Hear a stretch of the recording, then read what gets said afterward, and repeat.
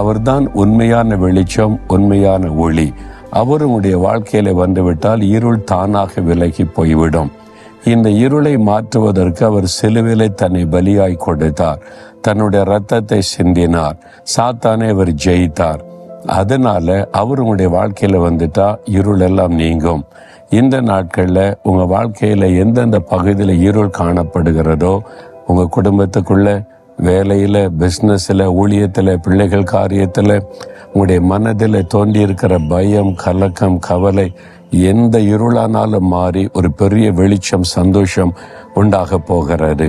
இப்போ நீங்க ஜெபிக்கணும். ஆண்டவரே, நீதியின் சூரியன் என் மீது உதிக்கணும், இயேசுவாகிய அந்த வெளிச்சம் எனக்குள்ள, என் குடும்பத்துக்குள்ள உதிக்கணும்னு சொன்னீங்கன்னா, அந்த வெளிச்சம் வந்த உடனே அப்படியே சூழ்நிலை மாறுவதை காண்பீங்க.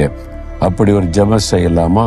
நீதியின் சூரியனாய் இருக்கிற எங்கள் இயேசுவே, எங்களுக்காக மரித்து உயிர்த்தெழுந்தவரே, இதோ எங்களுடைய வாழ்க்கையில காணப்பட இருளை மாற்றி எங்களுடைய வாழ்க்கையை வெளிச்சமாக்குவதற்காக சிலுவையிலே பலியாய் கொடுத்தீரே.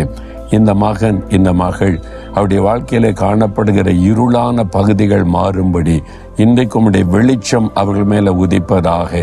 இன்றைக்கே இப்பொழுதே ஒரு அற்புதமான மாற்றம் அவருடைய உள்ளத்தில் உண்டாகட்டும்.